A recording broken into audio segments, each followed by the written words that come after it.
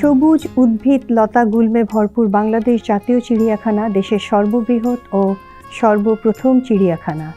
জনসাধারণের বিনোদন, দুর্লভ ও বিলুপ্তপ্রায় বন্যপ্রাণী সংগ্রহ ও প্রজনন, প্রাণী বৈচিত্র্য সংরক্ষণ, শিক্ষা, গবেষণা এবং এ বিষয়ে গণসচেতনতা বৃদ্ধির লক্ষ্য ও উদ্দেশ্য নিয়ে ঢাকার মিরপুরে 186.63 একর জায়গা জুড়ে 1964 সালে প্রতিষ্ঠিত হয় এই চিড়িয়াখানা।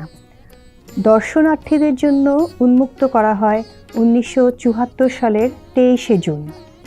এপ্রিল থেকে সেপ্টেম্বর মাস পর্যন্ত প্রতিদিন সকাল 9টা থেকে বিকাল 6টা পর্যন্ত এবং অক্টোবর থেকে মার্চ পর্যন্ত সকাল 8টা থেকে বিকাল 5টা পর্যন্ত দর্শনার্থীদের জন্য উন্মুক্ত থাকে জাতীয় চিড়িয়াখানা। বর্তমানে চিড়িয়াখানায় 137টি খাঁচার 237টি প্রকোষ্ঠের মধ্যে রক্ষিত 135টি প্রজাতির 2772টি পশু, পাখি ও অ্যাকুয়ারিয়াম ফিশ প্রদর্শিত হচ্ছে।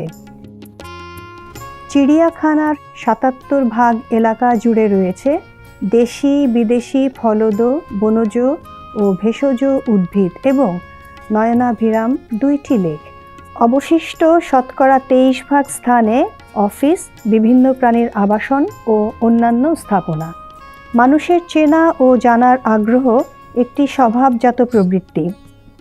বিশেষ করে শিশুদের বন্যপ্রাণীকে সচক্ষে দেখা ও তাদের সম্পর্কে জানার আগ্রহ শিশু চরিত্রের একটি বিশেষ বৈশিষ্ট্য।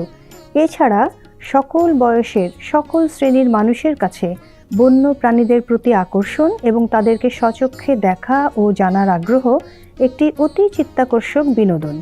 এক্ষেত্রে চিড়িয়াখানায় বন্য প্রাণীদের আবদ্ধ করে প্রদর্শনীর মাধ্যমে মানুষের চিত্ত বিনোদনের এই কাজটি করে থাকে।